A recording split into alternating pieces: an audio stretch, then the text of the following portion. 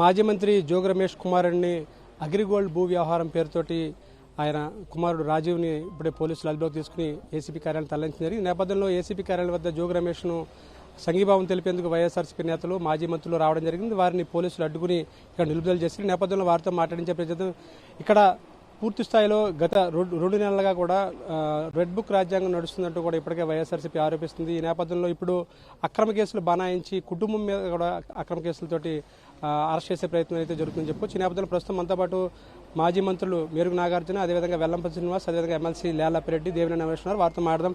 సరే, ఏ విధంగా చూస్తామంటే ఇప్పుడు ఈ అగ్రిగోల్డ్ భూ వ్యవహారంలో నాకు ఎటువంటి సంబంధం లేదు, నేను చట్టబద్ధంగా అన్ని నిబంధనలు పాటించిన తర్వాత నేను కొనుగోలు చేశాను, అసలు ఆ భూములు అగ్రిగోల్డ్ భూములు అయితే కనుక ఏ విధంగా రిజిస్ట్రేషన్ అవుతాయి అనేది కూడా ఆయన ప్రశ్నిస్తున్నారు. ఈ నేపథ్యంలో కుటుంబం మీద ఇది అక్రమ కేసులు బనాయించినట్టుగా భావించాల్సి ఉంటుందా ఏంటంటారు?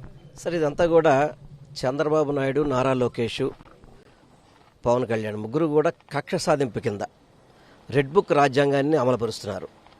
ఎందుకంటే వాళ్ళకి చక్కటి అవకాశం ప్రజలు కల్పించారు. 164 సీట్లు గెలిచినప్పుడు పరిపాలన చేయాల్సిన పక్కన పెట్టి ఎవరైతే వైఎస్ఆర్సీపీ పార్టీలో యాక్టివ్గా ఉన్నారో, అదేవిధంగా ఈరోజు జోగి రమేష్ గారు ఒక బీసీ సమాజ వర్గానికి చెందిన మాజీ మంత్రి, వారి కుమారుల్ని, వారి కుటుంబ సభ్యుల్ని దీంట్లో ఇన్వాల్వ్ చేసినట్టుగా అక్రమ కేసులన్నీ పెట్టి వాళ్ళని భయభ్రాంతులు చేసే విధంగా చంద్రబాబు కూటమి ప్రభుత్వం కూడా పనిచేస్తుంది.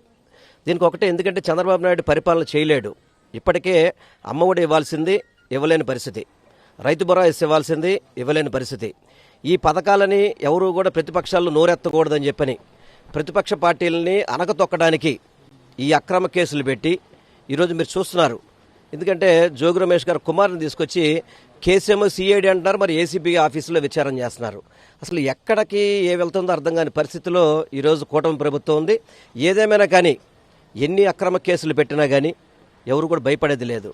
తప్పకుండా ప్రజలకి మీరు ఇచ్చిన వాగ్దానాలు నెరవేర్చాల్సిందే. నెరవేర్చకపోతే తప్పకుండా ప్రజలతో కలిసి పోరాటం చేస్తాం.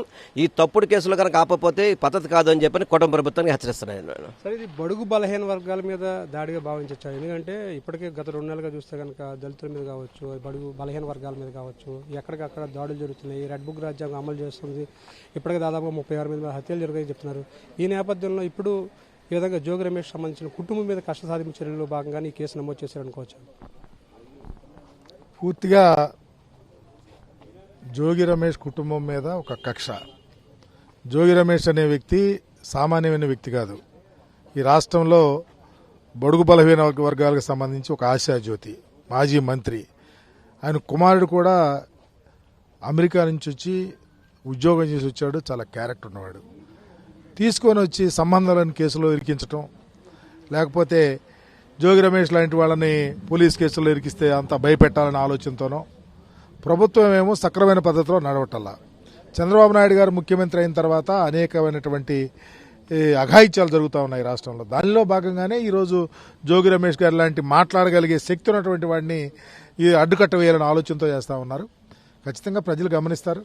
ఏది ఏమైనప్పటికీ చట్టం అనేది తన పని తను చేసుకెళ్తుంది. ఒకవేళ తప్పు ఉందా రైట్ ఉందా అని తెలుస్తుంది. కానీ ఇదే ఆ ప్రొసీజరు, మాకు సంబంధం లేదు, మాకు అలా ఏమాత్రం మాకు సంబంధం లేదని చెప్పినటువంటి జోగి రమేష్ కుమారుని తీసుకొని కేసులో ఇరికించి తీసుకొని వెళ్ళి చివరికి ఎక్కడో పెట్టి మేము వెళ్తా ఉంటే కూడా పోలీసులు అడ్డుపెట్టి ఆపేసి మేమన్నా వీళ్ళు ఏం చేస్తాం, జోగి రమేష్ గారిని అలా కుమారుడిని పలకరించి ఏం జరిగిందో తెలుసుకుంటాం.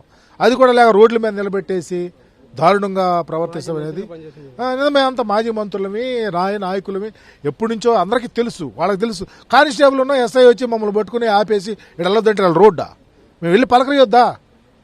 చాలా దారుణంగా ఉంది. చూస్తూ ఉన్నారు ప్రజలు. ఇవి చెల్లవు రాబోయే రోజుల్లో. తప్పకుండా జోగి రమేష్ కుటుంబానికి పూర్తిగా అండగా ఉంటాం.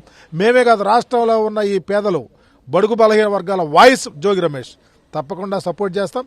దాంతోపాటు వైఎస్ఆర్ కాంగ్రెస్ పార్టీ పూర్తి అండగా ఉంటుంది. తప్పుగా చెప్పే మనస్తత్వం అది. అలాంటిది వెళ్ళి తెల్లారే వరకెల్లా వెళ్ళి ఇంట్లో పడేసి పోలీసులంతా గందరగోళంగా తీసుకొచ్చి పిల్లాడిని, చదువుకున్న అబ్బాయిని తీసుకొచ్చి లోన్ పెట్టడం అనేది ఇది చాలా తప్పిదంగా కూడా భావిస్తాను. అగ్రిగోల్డ్ భూ వ్యవహారం అందరికీ తెలిసిందే. ఎందుకంటే ఆ భూములన్నీ కూడా నిషేధ జాబితాలో ఉండి రిజిస్ట్రేషన్ కూడా అయ్యే పరిస్థితి ఉండదు. అటువంటిది రిజిస్ట్రేషన్ ఆ భూములు చేసుకున్నారు, ఆ భూములకి అధికారులు వత్తాసు పలికారు ఇవన్నీ చెప్పడం చూస్తే అధికారులు తెలియదు అయితే ఈ భూముల్లో రిజిస్ట్రేషన్ జరుగుతుందా జరగదా, చూడాల్సింది చెయ్యాల్సింది అంతా అవగాహనతో ముందుకెళ్లాల్సింది అధికారులు యంత్రాంగం అంతా ఉంది. యోగి రమేష్ గారు అక్కడ క్లియర్గా ఉంటేనే తీసుకొని ఉండొచ్చు. క్లియర్గా లేకపోతే ఎంత తీసుకుంటాడు? ఏమన్నా దాని మీద ఎంత దాని ఖరీదు ఎంత చెప్పండి? ఒక మంత్రిగా చేసిన అతనికి ఎంత దానికి సంబంధించి? కానీ ఇది ఒక కుట్ర. నిజంగా అదే జరుగుంటే ఆయన మోసపోయిన బాధితుడి జాబితాలో ఉండాలి. ఆయన అసలు ఉంటాడు. ₹1 కోటి పైన పెట్టి భూమి కొనుగోలు చేస్తే ఆయన బాధితుడిగా ఉండాలి. ఆయన మోసపోయినట్టుగా భావించాల్సి ఉంటుంది. మరి ప్రొసీజర్ అంతా వెళ్తే అతను మోసపోయాడు. ఒకవేళ తప్పేయడం జరిగి ఉంటే అతను మోసపోయాడు డబ్బులు పెట్టి. కానీ ఇది ఈ కుట్ర ఏంటంటే ఎప్పుడు వైఎస్ఆర్ కాంగ్రెస్ పార్టీ కానీ పేదల పక్షాన కానీ జగన్మోహన్ రెడ్డి గారికి అండగా ఉన్నటువంటి జోగి రమేష్ని అనొచ్చాలా? జోగి రమేష్ వాయిస్ రాకూడదు కాబట్టి ఏదో కేసులో ఇన్వాల్వ్ చేయాలా? అదే ఇది తప్పకుండా అర్థమవుతుంది, న్యాయం గెలుస్తుంది. సార్ మీరేం చెప్తారంటే ఒక విధంగా అగ్రిగోల్డ్ భూముల వ్యవహారాన్ని తెర మీకు తీసుకొచ్చి ఆ కేసులో ఇరికించే ప్రయత్నం అయితే చేస్తున్నారు. వాస్తవంగా అగ్రిగోల్డ్ భూములు అయితే కనుక నిషేధ జాబితాలో ఉండి రిజిస్ట్రేషన్ కూడా అయ్యే పరిస్థితి ఉండదు. అటువంటి సందర్భంలో రిస్క్ చేసి ఎంఆర్ఓ అవ్వచ్చు, లేదంటే సర్వేర్ కావచ్చు, ఎవరైనా ఆ భూములను అమ్మే ప్రయత్నం చేస్తారా? ఒకవేళ ఈయన తెలుసో తెలియక కొన్నట్టయితే కనుక ఈయన బాధితుడు అవుతాడా? ఈ విధంగా ఈయన మీద అక్రమ కేసులు బనాయించడం చూస్తే ఏం చెప్తారు? ఎటువంటి విచారణ లేకుండా ఈరోజు అన్యాయంగా ఏదైతే వైఎస్ఆర్ కాంగ్రెస్ పార్టీ మరీ ముఖ్యంగా బడుగు బలహీన వర్గాలకు సంబంధించిన జోగి రమేష్ గారిని వాళ్ళ కుటుంబాన్ని ఇబ్బంది పెట్టే విధంగా ఈరోజు తెలుగుదేశం ప్రభుత్వం చేస్తుంది. కేవలం రెడ్ బుక్ రాజ్యాంగం ఏదైతే విచారణ జరపాలి, ఎలా కొన్నారు, ఏంటి, ఎవరు దాని కారకులు ఎవరు ఉన్నారు. ఎందుకంటే నిజంగా డబ్బులు ఇచ్చి కొనుక్కున్న వాళ్ళు బాధితులుగా ఉండాలి. ఈరోజు వాళ్ళనే తప్పుగా చిత్రీకరించే పనిలో ఈరోజు ప్రభుత్వం ఉంది. తప్పకుండా ఈరోజు వైఎస్ఆర్ కాంగ్రెస్ పార్టీ జోగి రమేష్ గారికి ఆయన కుటుంబానికి అందరికీ అండగా ఉంటామని సందర్భంగా చెప్తున్నాం. మనతో పాటు ఎమ్మెల్సీ లేల అప్డేట్ ఉన్నారు, ఆయనతో మాట్లాడదాం. సార్, ఈ రోజు మీరు జోగి రమేష్ కుటుంబానికి జరిగిన అన్యాయం మీద ఆయన సంఘీభావం తెలపడానికి వస్తే పోలీసులు అడ్డుకోవడం, అంటే ఏసీబీ కార్యాలయం దగ్గర రాకుండానే 100 మీటర్ల ముందే మిమ్మల్ని ఆఫ్ చేయడం ఎలా అనిపిస్తుంది? అంటే ఏం జరుగుతుంది అసలు ఇక్కడ రాష్ట్రంలో? అంటే ఏం చెప్తారు? రాష్ట్రంలో ఎవరైనా కూడా ఏ సమస్య పైన కూడా ప్రభుత్వాన్ని లేదా తెలుగుదేశం పార్టీకి సంబంధించినటువంటి నాయకులను ప్రశ్నించే పరిస్థితులు ఉత్పన్నమైనప్పుడు పోలీసులందరూ కూడా అడుగడుగున నిర్బంధాల పేరుతో ఇవాళ ప్రజాస్వామ్యవాదులందరినీ కూడా అడ్డుకునే కార్యక్రమానికి శ్రీకారం చుడుతున్నటువంటి పరిస్థితులు మొట్టమొదటిసారిగా ఆంధ్ర రాష్ట్రంలో ఈరోజు చూస్తా ఉన్నాం. ఇందాక అనేక మంది మాట్లాడారు. సహజంగా దేశమంతా కూడా డాక్టర్ బిఆర్ అంబేద్కర్ గారు రచించినటువంటి రాజ్యాంగం నడుస్తూ ఉంటే ఇక్కడ మాత్రం ఈ రాష్ట్రంలో మాత్రం రెడ్ బుక్ రాజ్యాంగం నడుస్తూ ఉన్నటువంటి పరిస్థితులు. నేను ఇవాళ ప్రభుత్వాన్ని, ప్రభుత్వ అధినేతల్ని సూటిగా అడుగుతా ఉన్నాం. ఈ అగ్రిగోల్డ్కు సంబంధించినటువంటి ఆస్తి కొనుగోలు ప్రక్రియలో జోగి రమేష్ గారి కుటుంబం ఏదైతే కొనదని చెబుతున్నటువంటి ఈ ఆస్తికి సంబంధించి కొనేటప్పుడు పత్రికా ప్రకటించి ఒక అడ్వర్టైజ్మెంట్ ఇచ్చి ఆ అడ్వర్టైజ్మెంట్ ద్వారా కొనుగోలు చేసినటువంటి పరిస్థితులు. మరోపక్క అమ్మేటప్పుడు కూడా దానికి సంబంధించినటువంటి అడ్వర్టైజ్మెంట్ ఇచ్చి ఆ అడ్వర్టైజ్మెంట్ ద్వారానే అమ్మినటువంటి పరిస్థితులు కూడా ఉన్నాయి. ఇటువంటి పరిస్థితుల్లో జోగి రమేష్ గారు వైఎస్ఆర్ కాంగ్రెస్ పార్టీ నాయకుడు, కింద నుంచి ఎదిగినటువంటి నాయకుడు, మంత్రిగా కొనసాగినటువంటి నాయకుడు, ఈ రాష్ట్రంలో బలహీన వర్గాల ప్రయోజనాలను కాపాడడం కోసం నిరంతరం కూడా ముందుకు సాగినటువంటి నాయకుడు, వైఎస్ఆర్ కాంగ్రెస్ పార్టీలో అన్నిటికంటే కూడా కీలకమైనటువంటి నాయకుడిగా ఉన్నటువంటి పరిస్థితులు. ఇవాళ జోగి రమేష్ గారిని ఇబ్బందులు పెట్టాలా, జోగి రమేష్ గారి గొంతు నొక్కాలనే ఆలోచనతో ఇవాళ వాళ్ళ కొడుకు ఏం చేస్తా ఉన్న నెట్వర్క్ కూడా విదేశాల్లో ఉన్నతమైనటువంటి చదువులు చదువుకొని ఇవాళ ఈ రాష్ట్రానికి వచ్చి ఇవాళ రాష్ట్రంలో జరుగుతున్నటువంటి ఈ రాజకీయ పరిణామాల ప్రక్రియలో ఆయన తండ్రితో పాటు ముందుకు సాగుతూ ఉంటే కొడుకుని కేసులో పెట్టి ఇవాళ ఏదో రమేష్ గారి గొంతుని నొక్కాలని చేసే ప్రయత్నం మాత్రం ప్రజాస్వామ్యంలో మంచిది కాదు. ఎందుకు చెప్తున్నా అంటే ఇవాళ జోగి రమేష్ గారు బెదిరింపులకు భయపడే వ్యక్తి కాదు. ఇవాళ నిరంతరం కూడా జగన్మోహన్ రెడ్డి గారి నేతృత్వంలో ఈ రాష్ట్రంలో జరుగుతున్నటువంటి అరాచకమైనటువంటి ఆటవికమైనటువంటి పరిపాలన అడుగడుగునా కూడా ఇవాళ వెలుగెత్తి ప్రశ్నిస్తూనే ఉంటాడు. రమేష్ గారికి, వారి కుటుంబానికి వైఎస్ఆర్ కాంగ్రెస్ పార్టీ అండగా ఉంటుంది.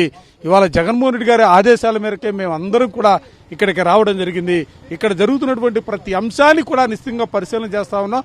దీనిపైన చట్టపరంగా, న్యాయపరంగా ఏ విధమైనటువంటి పోరాటం చేయాలో ఆ పోరాటం చేయడానికి వైఎస్ఆర్ కాంగ్రెస్ పార్టీ జోగి రమేష్ గారి పక్షాన సిద్ధంగా ఉందన్న అంశాన్ని కూడా చెప్తా ఉన్నాం.